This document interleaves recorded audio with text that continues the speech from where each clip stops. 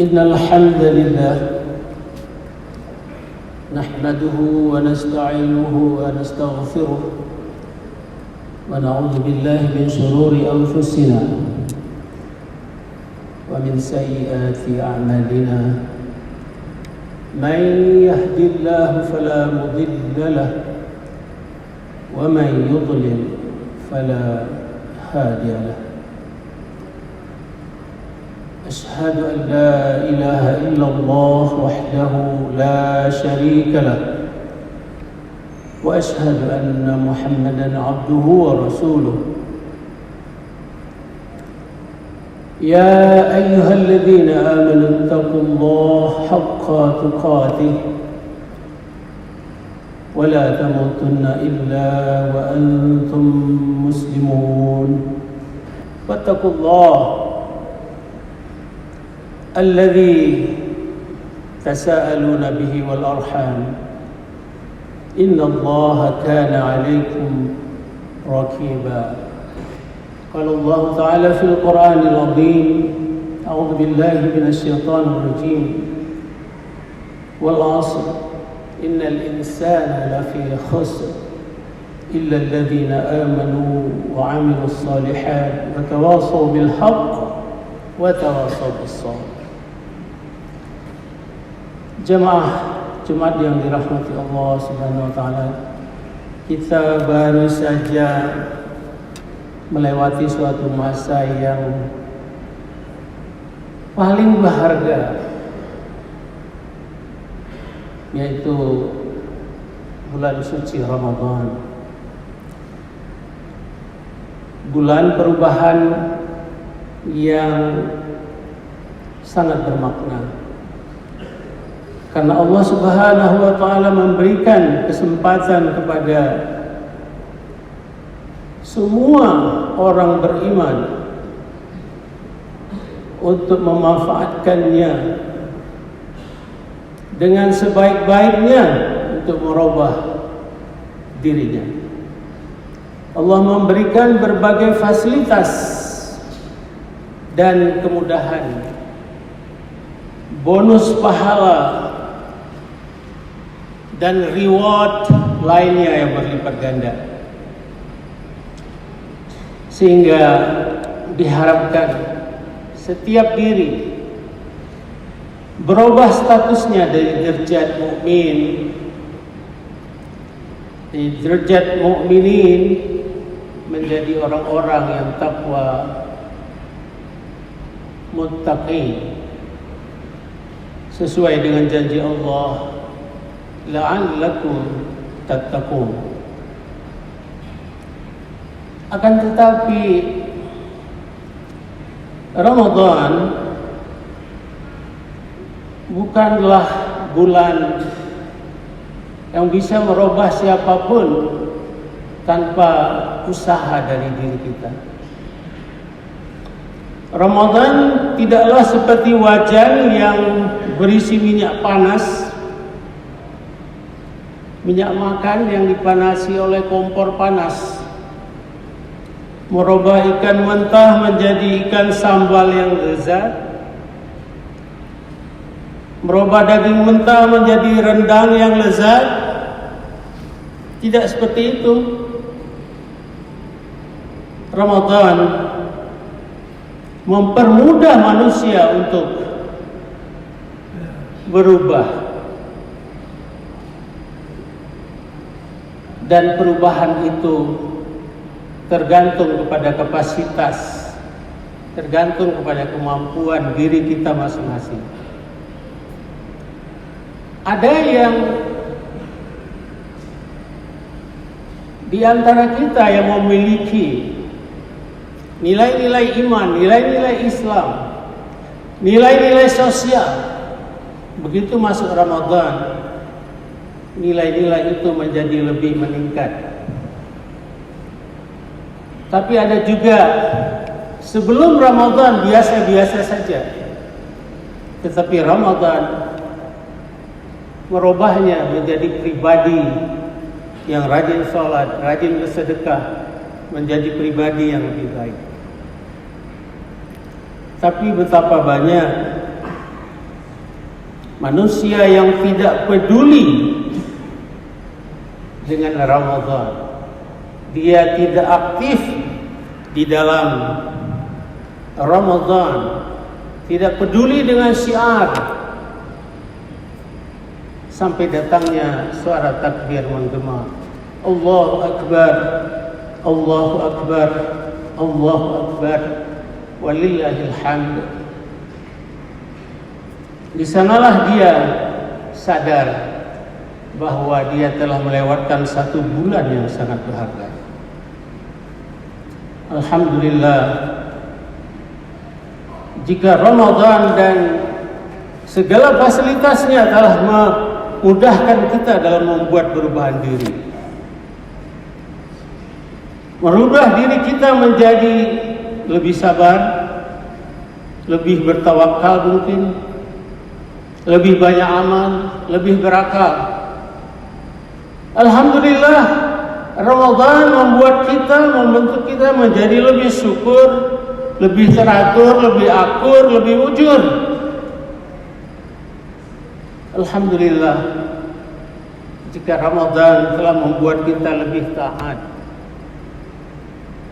lebih bertaubat, dan lebih bersahabat, lebih dermawan, lebih rupawan, dan lebih beriman, dan banyak lagi perubahan lainnya. Ibarat ular, dia sudah ganti kulit. Setelah sekian lama dia menahan diri. Ibarat kepompong, dia telah berubah menjadi kupu-kupu yang cantik rupawan, enak dipandang, terbang ke sana kemari. Ibarat elang, dia kini telah memiliki bulu yang baru. Tetapi lihatlah, ular, kupu-kupu, elang tidaklah berubah simsalabim. Semua berproses, pahit dalam perjuangan. Begitulah alumni Ramadan. Tidak ada kemenangan tanpa perjuangan. No gain without pain. Derajat muttaqin is not easily granted. Muttaqin itu enggak mudah diberikan, enggak mudah didapat, karena di sana ada perjuangan. Siapapun yang merasa dapat Lailatul Qadar, dan itu tanda-tandanya ada. Hari ini hadir di sholat Jumat, nanti akan lanjut lagi dengan puasa Syawal. Tetap berbuat baik, tetap bersedekah, itu tanda-tanda. Tapi muttaqin itu bukanlah sebuah titel seperti insinyur, dokter, haji misalnya, atau kalau di catur grandmaster. Yang apapun yang terjadi, titel itu tetap melekat di namanya, nanti dibawa sampai ke kuburnya. Tetapi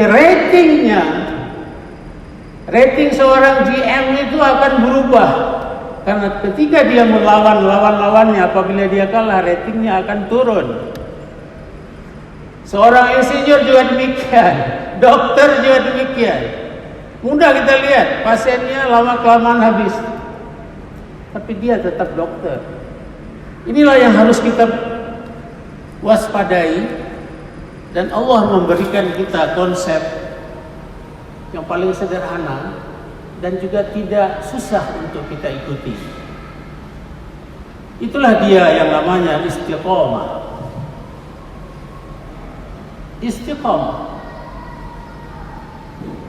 Istiqomah menurut bahasa, menurut sharaf, kita tandai ada kata-kata di sana, ada huruf alif sinta. Maknanya apa alif sinta itu? Ada unsur meminta di sana. Ada unsur usaha di sana. Ketika kita mengatakan astaghfirullah, ada alif cinta tidak? Ada. Istikharah, ada alif cinta tidak? Kita minta hujan, ada. Kita meminta. Istighfar dari ghafara, ada alif cinta tidak? Ada. Kita minta ampun. Dan itu tidak cukup sekali. Seorang tukang roti di sebuah kota yang jauh dari Baghdad, by accident ditemui oleh Imam Abu Hanifah karena dia diusir dari masjid, marbot masjid yang hebat. Dalam perjalanan beliau dari Baghdad, nggak ada alasan dia ingin berjalan, dia ingin musafir ke sebuah kota, dan dia terdampar di sebuah masjid seperti ini. Pada waktu Isya dia mau sholat, setiap sholat dia tiduran, datang marbot diusir. Ini tempat sholat nih, bukan tempat tiduran. Lalu dia keluar, tidur di emperan. Kembali lagi datang marbot yang usir. Tapi alhamdulillah, tukang roti ini melihat, dia memberi tempat kepada Imam Abu Hanifah. Dan di sanalah Imam Abu Hanifah melihat bagaimana seorang tukang roti di mulutnya tidak terlepas zikir astaghfirullah. Berapa lama? Ditanya 30 tahun. Lalu apa khasiat dari astaghfirullah?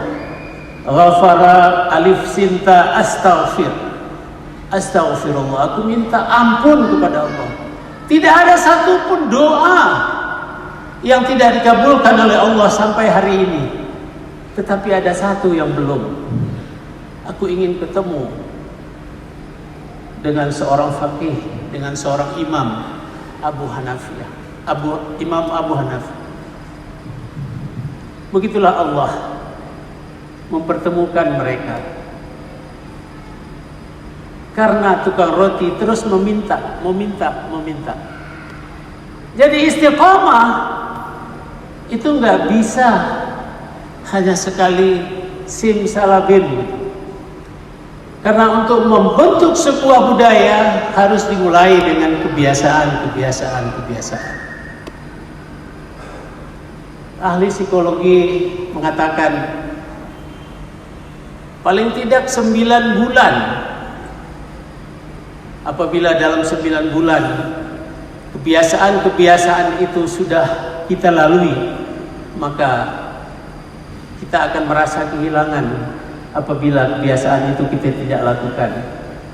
Dan pada saat itulah menjelma menjadi sebuah budaya bagi kita. Tidak mau buang sampah pada tempatnya. Ini satu contoh kecil. Tidak ada tempat sampah, rokoknya kita matikan, kita masukkan ke kantong. Kapan kita buang itu? Nanti kalau ketemu tong sampah. Orang Jepang praktek itu. Ini hanya contoh kecil, karena itu sudah menjadi sebuah kebiasaan. Jadi istiqomah adalah sesuatu hal yang barangkali mudah, tetapi ini perlu waktu dan kesempatan untuk membiasakannya sampai dia menjadi sebuah budaya. Syekh Ahmad Mustafa Al-Murari, atau kita kenal dengan Tafsir Al-Murari, membagikan istiqamah itu menjadi 3 bahagian berdasarkan penggolongan ayat-ayat. Jadi ada untuk akidah, ada untuk ibadah, tetapi juga ada aspek muamalah. Kita boleh pilih 1 atau 2 dari 3 aspek itu untuk kita bisa terapkan. Ada satu ungkapan mengatakan bahwa al-istiqamatu afdalu min alfi karamah. Istiqomah itu lebih afdal dari 1000 karamah. Ini motivasi kepada kita untuk bagaimana kita untuk terus meningkatkan apa yang telah kita punya sekarang. Lalu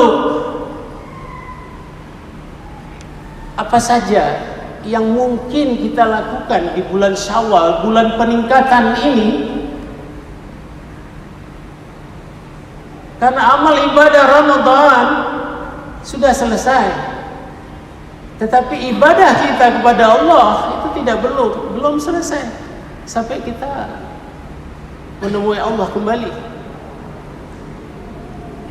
Kita pilih yang kecil-kecil.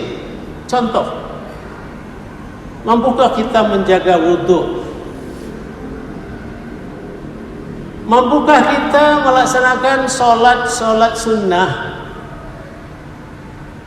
rawatib misalnya?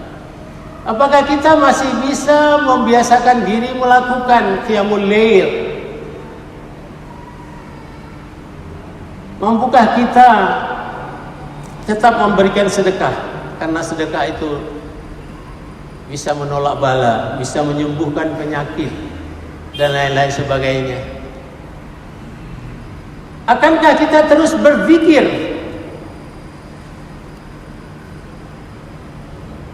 dan berdoa kepada Allah Subhanahu wa taala, bukan hanya kepada diri kita, tetapi juga kepada keluarga kerabat, pada sahabat kita yang dia tidak tahu, dia masih tidur, tapi kita mendoakan dia. Apakah kebiasaan istiqomah seperti itu baik atau tidak untuk kita lakukan di bulan Syawal, bulan peningkatan ini? Syaratnya apa atau pondasinya apa? Yang pertama adalah ikhlas. Yang kedua sabar dan yakin. Dan kita menjauhkan diri dari hal yang paling dibenci. Apa itu? Sombong, takabur. Di penghujung khutbah ini sedikit cerita tentang seorang imam, seorang imam yang ditegur oleh seorang anak. Mereka berpapasan. Lalu imam, hati-hati kamu dengan terompah kayu yang kamu pakai itu. Kamu akan tergelincir jatuh. Oh, terima kasih kakek ya, kakek syekh itu bisa juga kakek. Lalu dia ingin berkenalan, siapa nama syekh? Nama saya Nu'man bin Thabit. Dia adalah Imam Abu Hanifah.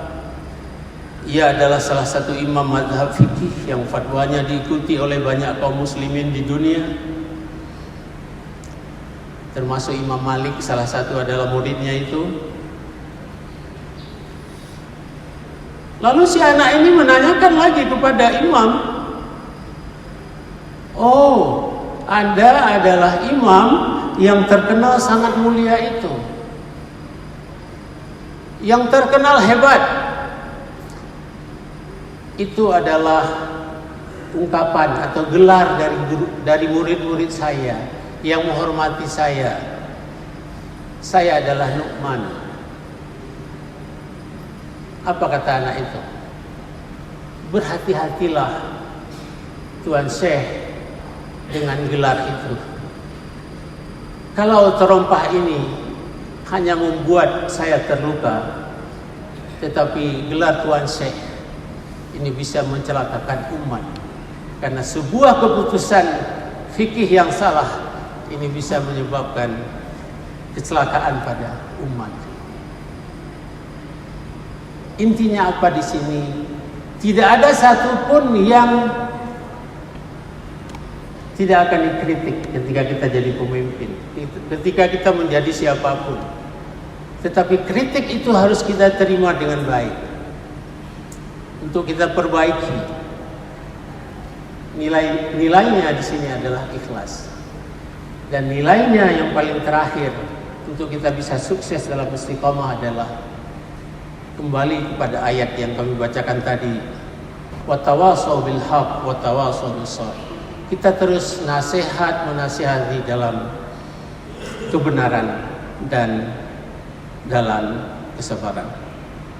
Barakallahu li wa lakum fil Qur'anil Karim wa nafa'ani wa iyyakum bima fihi minal ayati wa dzikril hakim. Aqulu qawli hadza wa astaghfirullah li wa lakum wa lisairil muslimina min kulli dhanbin fastaghfiruh innahu huwal ghafurur rahim.